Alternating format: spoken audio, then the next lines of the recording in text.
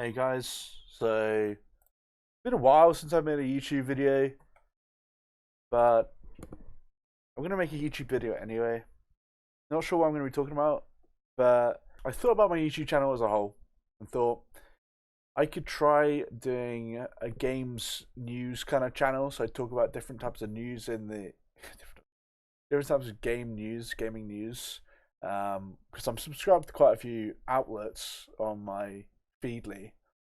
But I don't know. There is a bunch of news which I could cover, but I'm not sure it's all that interesting. And yeah, so this video is kind of like a throwaway video. I'm not even sure if I'm gonna use this in the end, but at the moment, right. So I came back from holiday, and I was thinking, oh, you know, I'm gonna do some things. I'm gonna read. I'm gonna write stories. I'm gonna in my spare time. In my spare time, I'm gonna do these things. And as soon as I got home, I just started playing game again, which isn't a bad thing, but it's just I got a bit too obsessed with Dota, and then I just said there was one really disappointing loss. I was playing with my friends. I was playing on a Smurf account as well. We were against like three freaking Herald accounts, and we lost. And it just made me think: if I've played this ridiculous amount of time on this game and I'm still losing to Heralds, I should just quit. So I did. I uninstalled the game. I haven't played it for like 2 days now, which feels like quite a long time since I've been at home. But now I'm like, right, I'm done with Dota. I'm gonna branch off into other games, and I'm gonna follow my other passions as well, like reading and writing. The exercise. I did manage to fit an exercise before, but now I've got way more time on my hands, which is great. And then I thought, well, I could revive my YouTube channel a little bit. So I was thinking I could do gaming news, and so I've got the gaming news kind of feed. I've got a lot of different different ones, and I've put a few to read later. So GTA 3, Vice City and San Andreas fans are using Steam reviews to encourage people to buy the original before Rockstar delist them next week. Now that's a bit of a dick move by Rockstar because you know they're remaking, I think, GTA 3, Vice City, and San Andreas, which is not a bad thing to be fair, because those games are awesome. And if they'd just get like a remake, or I'm not sure if it's even a remake or it's a remaster, so it might just be updated graphics, in the same game, which isn't too bad actually. Because seeing as we've had a few remasters recently, especially from Battle.net, Blizzard. So we've had Diablo 2 Resurrected, which is actually pretty cool. I played a little bit of it. It doesn't run very well on my computer, which is why I don't play it that much. And also, I'm not too much of a fan of the gameplay. It feels quite slow and not that fun, if you know what I mean. There's not like loads of compared to Diablo 3, where there's like loads of spells going on all the time. So I think this could be a really good thing, having a remaster of those three games, because they were awesome. And I think I had Vice City. I can't remember. I had one game on my PSP, which was like you were in the mafia, and that was a really cool GTA. I really enjoyed that game. It was very fun. But yeah, I think that's a bit of a dick move that they're removing like they're not letting you buy the GTA 3 Vice City and San Andreas on Steam or wherever you can buy it. You just can't buy the originals anyway. I think that's a bit of a dick move by them.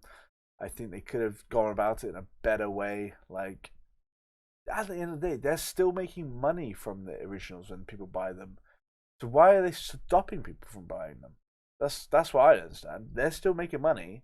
Maybe the remasters are going to be really expensive. Maybe they're going to make them like £40 or whatever, which would be a bit of a problem. Like that's the thing about remasters is that like they're not worth £40 like a new game.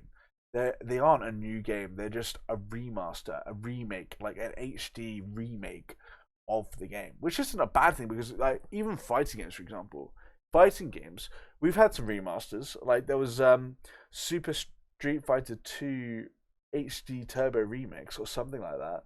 That's what I played back in the day when I was like getting into fighting games a little bit when I was younger on my Xbox. That came out, and I loved the graphics. I loved it. It looked so cool. It's just a shame it was fucking hard as shit, man. But fortunately, I wasn't even playing online. I think I went online a couple of times, got absolutely decimated by some like Vega online. Like jumped all over the screen, and completely destroyed me. Um, but I used to play it with friends, and I used to play Blanca, and I used to just spam electric shot, like the electric, the thing that protected you from like enemy attacks. You just spammed like punch, and then like shot electricity out of your back, and people would just be stunned, and it was great. It was so fun. They didn't know what to do. They just didn't know what to do, and I didn't blame them. I don't really know what to do when Blanca does that either.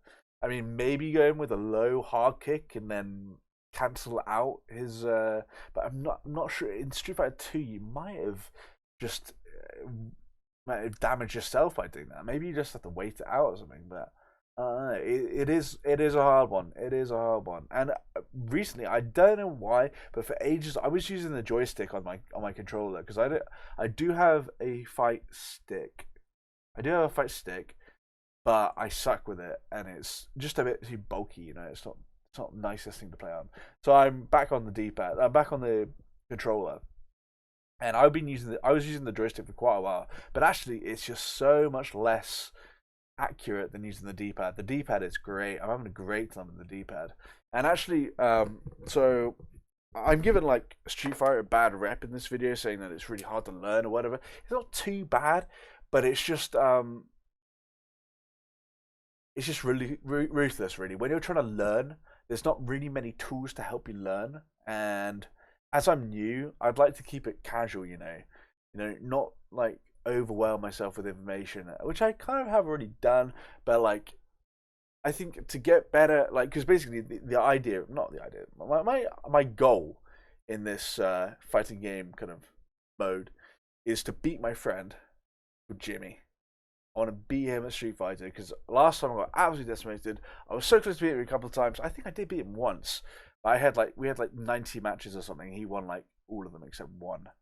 And this time I'm trying to get better. So he said, "Why don't you just try getting good at Street Fighter?" Well, I was trying. I did pretty well yesterday, but actually the netcode's not the greatest on Street Fighter 5.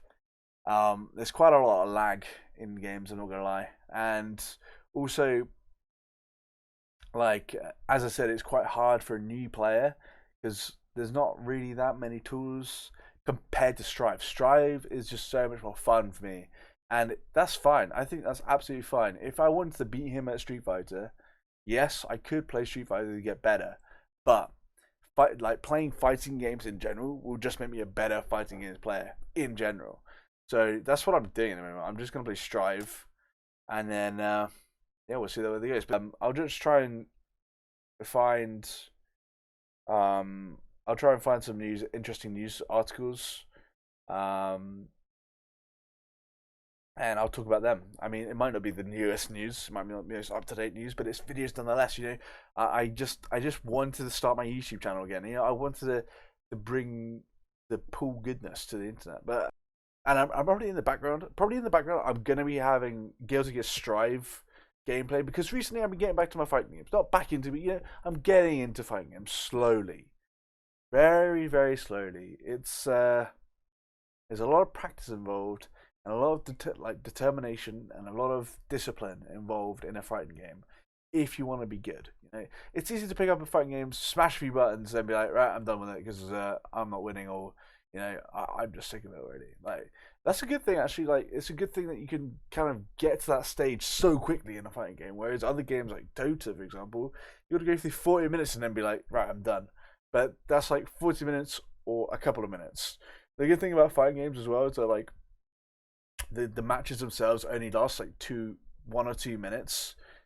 That's literally the length of a match, which is great. You can have a game and then go do whatever else you need to do. Like maybe you have some chores you need to do, or some work, or just maybe you have to go chat to someone, maybe chat to a family member or something. I think fighting games are way more, in terms of like competitive video games, I think they're one of the more kind of aware things that people have lives. Most gamers have lives and they have things they need to do. They have commitments, and other people that just people they need to see, and like family they need to spend time with. It's just like, yeah.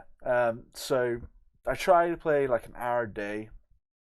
just to get the discipline up. And in the background of this video, I'm probably gonna be having Guilty Gear Strive gameplay because I've been having a blast with that. To be fair, I haven't got much time in it, but I'm seriously having a blast in Guilty Gear. I'm playing this guy called Potemkin or Potemkin. I think it's Potemkin. I prefer saying Potemkin. But he's like a big badass dude. He does sick grapples. He's kind of like Zangief in Street Fighter.